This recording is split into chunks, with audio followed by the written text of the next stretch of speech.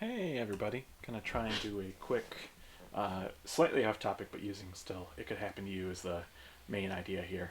In fact, let me do a little quick check. Yeah, my audio is good. Yeah, today I think I'm just gonna talk about different ways of practicing, how I structure my practicing. Again, how do you put lines together? I think the general advice of like match chord tones, play chord tones on strong beats is generally good, but I just want to talk about my process of getting there. Even before that, big fun announcement. Let's see. Again, I doubt anyone is ever going to do this, but hypothetically, if I turned it on, that would help. But here's a demo of what I worked on over the past few days. Ooh, yeah, stream alerts. Uh, so hypothetically, if someone follows me,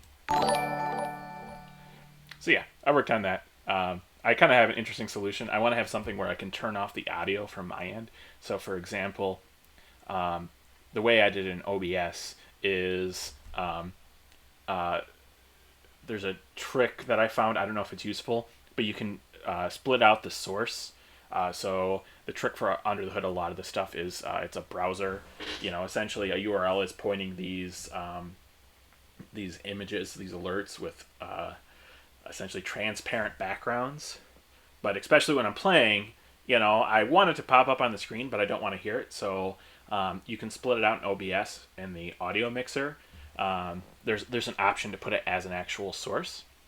The trick I did is in the bottom pixel here. I put a copy of it so I could turn off hypothetically the sound.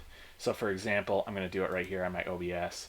I shouldn't be able to hear this, which I don't, but you should, right? And if I want to have no sound at all, if I don't want any sound at all, I can do this as well, and you shouldn't be able to hear this now. So maybe I'll talk more about that trick, but that's the general idea of what I'm pretty happy about working on. And again, if I get one, I will be ecstatic. Anyways, let's move on to like the practice ideas of like. So you have a standard, the changes. How do you go about building a solo?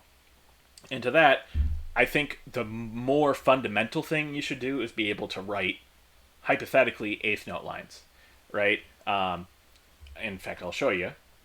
I worked on this today of just what you should be able to do, right? And the simplest thing you should be able to work on is you should be able to let's just start with two chords, right? So for It Could Happen to You, it's E flat to C7. Again, with the substitution of the two five, we're just thinking about the five. Practically, this is something super important to know in jazz, right? A lot of songs go from right one major to the secondary dominant or the five of the two, right? In this case, C7 is the five of F minor. Sorry, depending on which way you view it, but you can think of it as F major, right? And diatonically, it's F minor. But anyways, a ton of songs do this, that they go from one to the what you can consider as the 6/7, right? So the sixth scale degree, but the dominant of it. Rhythm changes, I believe, are a good example that does this as the start of their song. So knowing how to do this is a super practical thing.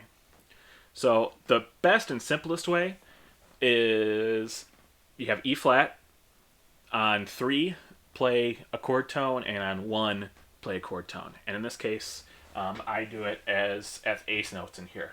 So again, and you should be able to do all combinations of that. And now I'm showing you on screen in notation just for notation purposes and explanatory purposes. But the broader and better idea here is you should be able to do this without looking at music or without looking at the sheet music, right? Because the problem is, and I'll talk about my problems of even doing this. If you play it off the page, you got to build in the muscle memory, right? Because as you're playing, at least I'll give my experience, it's somewhat hard to know what exact beat I'm on without actually really truly thinking about it and slowing it down. And I think I'm just going to go out on a limb, and I think for a lot of people, they're mostly thinking about like what music's in their head rather than the individual beat. At least for me, it's way easier to hear something and repeat it than if you tell me what beat was that on. I can probably work it out, but it's not as natural. So again, simplifying it to as simple as possible. Choose two chords. Think about all the ways to go from one to the other. And in this example, I have 7 to 3, a pretty common targeting strategy, right? On the 3, you're going to play the 7th of the chord, and on the 1 of the upcoming chord, you're going to play the 3 of the chord. So in this example, it's pretty simple. It's D. If I'm on, should be on. Did I? Can I hear myself? Yeah, I'm on. Okay. So going from the 3, which in this case is D, to that's the 7 of course E flat, to the 3 of C, which is E. So the dumbest way to do this, well, not necessarily the dumbest, the simplest way is put on a metronome as slow as you want to go, and I'm going to use the actual count outs so it's easier to hear. 1, 2, 3, 4. And on 3, play, whatever you're targeting, in this case D, and then on 1, play E. So really simple. 1, 2.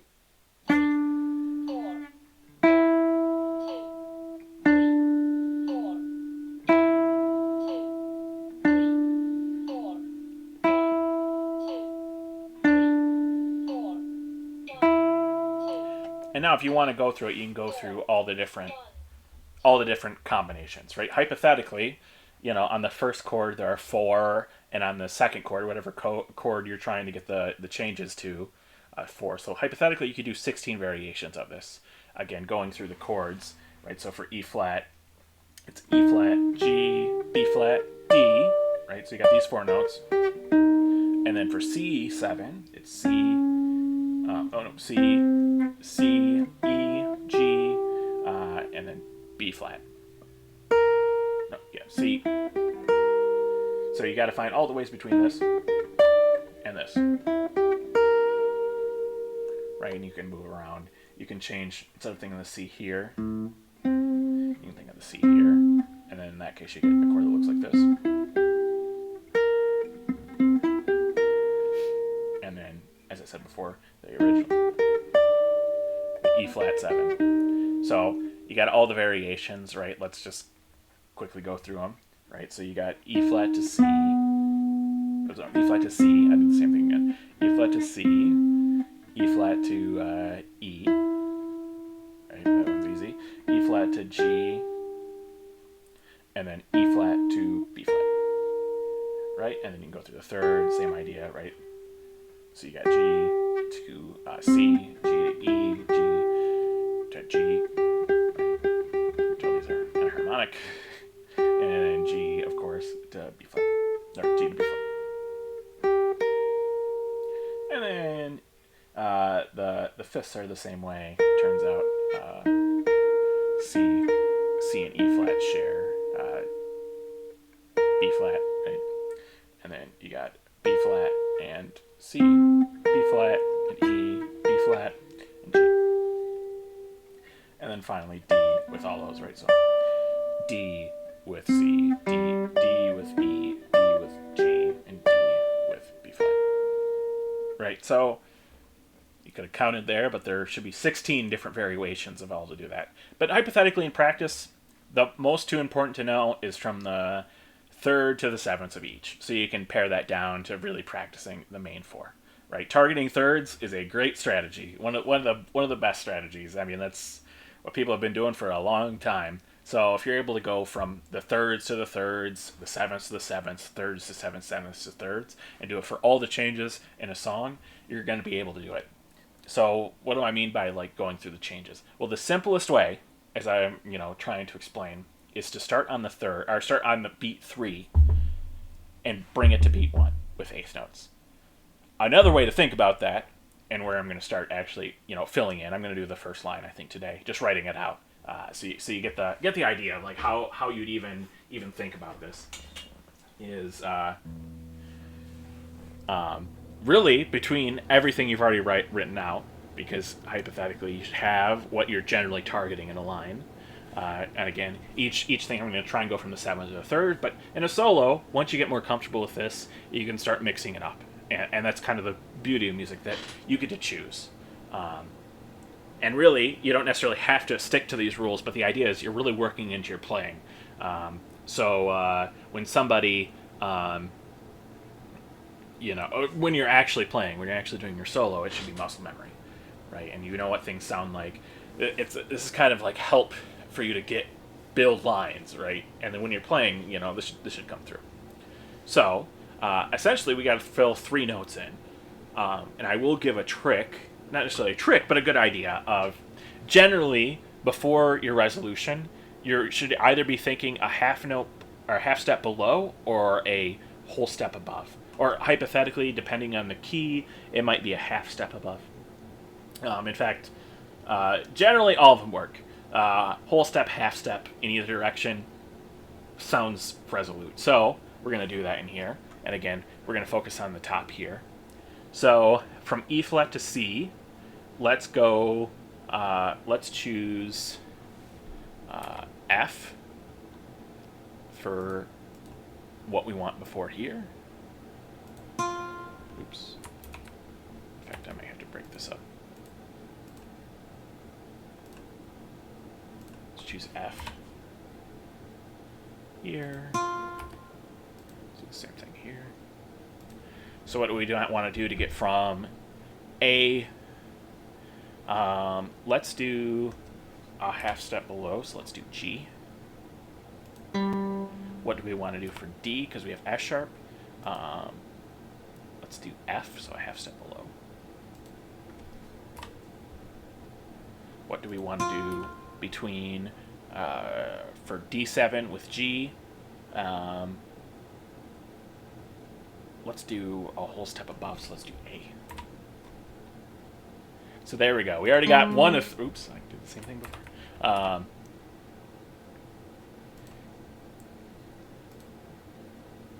So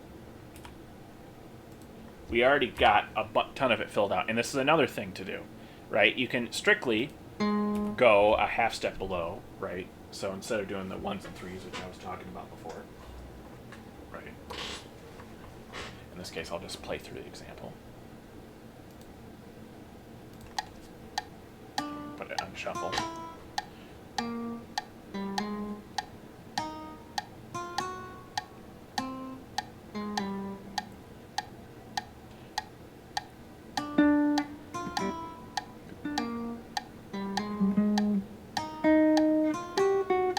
Oh, other way.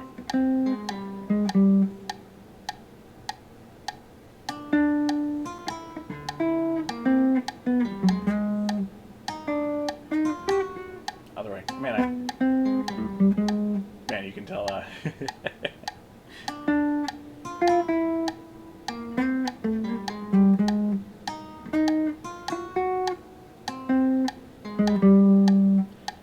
So, you get the idea.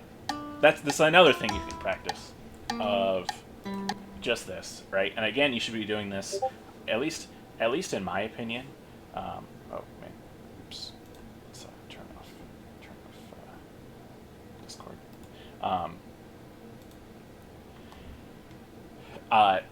So you shouldn't necessarily be doing this with the sheet music, right? The idea, maybe if it's helpful for you, practically speaking, I think the most important thing is to do it without the sheet music, because you want to build it in your ear and build in the muscle memory, right? That's how you build flexibility. Now, hypothetically, like anything, maybe writing on a solo is helpful for you. It's helpful if, you're really stuck without knowing any lines, and you really, really want to think about it, want to know it, and make sure it sounds how you want to sound it. Hey, man, build up a toolbox, build up your own licks. There's no, again, it's not saying it's wrong, but at least from my experience, having the flexibility to be able to play lines is what's important. But yeah, half step below, or really think about how you're going to lead the lines and choose every time. And again, this is the first 5 bars. You can, of course, continue this for the whole chorus if you want, to be able to do everything. And in fact, that's what you should build up to. But for me, small steps. First 5 bars. This happens twice in the 32-bar form. So, being able to do these changes gets you, about a third, a little less than a third, through knowing all the changes. And again, these are probably the most important, because E flat to A flat. We can talk about that. When you go from the first major to the 4 major, what's the difference? Well, C to F, the only difference is F has a B flat in it. So hypothetically, you could think about it as the major to the dominant. Or another way is just think of it as the 1, except when you're playing over it, you're playing kind of like a Lydian sound when you're in the second bar, right? So in our changes for It Could Happen to You, right, those second, the like 5th through 8th bars are, this thing, the really slow one. E flat, A flat, G diminished. Right? So we can replace that, as I said, you can just think about it all as E flat. And then, because of a replacement, you have it. So there we go. That's what I'm saying. Probably knowing E flat to C is going to be the most important thing, right? Because hypothetically, if I tell you it's E flat right now and it's going to become C, you should have a whole list of lines, and it's going to be like, as I said, about half the song. Because hypothetically, you should be able to create lines in, E flat, and that is, just your toolbox of arpeggios, thirds. There's a whole bunch of stuff that you should know and be able to do. So yeah, from here, what you can do is you can also start filling in further, right? So I got to get from D to F. One simple way to get there is, let's go up a third, and then go down a step. So how do we get from E to B? What I'm going to do is let's go down in thirds, and then let's do this and make this natural. Or let's make this this is already flat, and then make this natural. Okay, how do we get from B to G? Well, we could go. Let's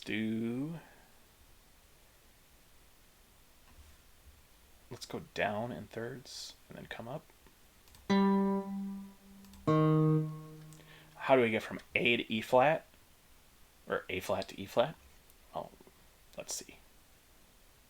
If we do I think we can just go up the scale. All right, E to F, or E flat to F, it's gonna be funky, but let's go down in thirds. How do we get from F sharp to C? And again, just filling it in, thinking about this. And what you do is you work this out, right? Before I was working on some line where it sounds something like this, where it's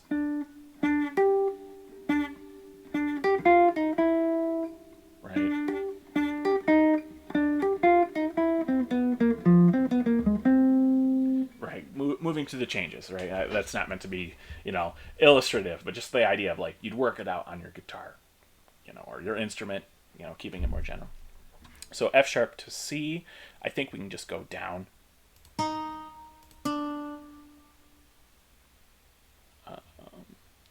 Let's go under. And I'm not the big fan of the system break, but I think it's just because I put so many notes. And then C to A. Let's go. Let's do this. So let's play it out. See how it sounds.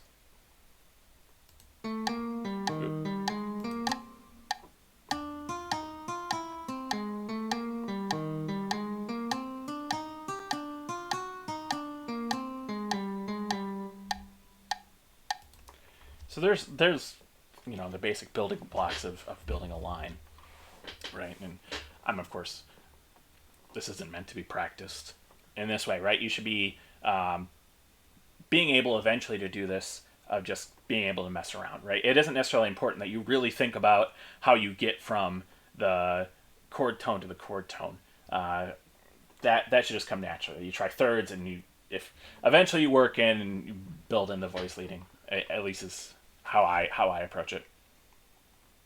So yeah, this is generally how I'd approach working on improvising or building lines. Um, yeah, so this is what I'm going to be working on. As I said, it's going to be a short stream, but yeah, this is my approach. Probably going to work more on improvisation for next week, and hopefully I'm able to do something. Anyways, I'm gonna peace out now, and you'll have a good day.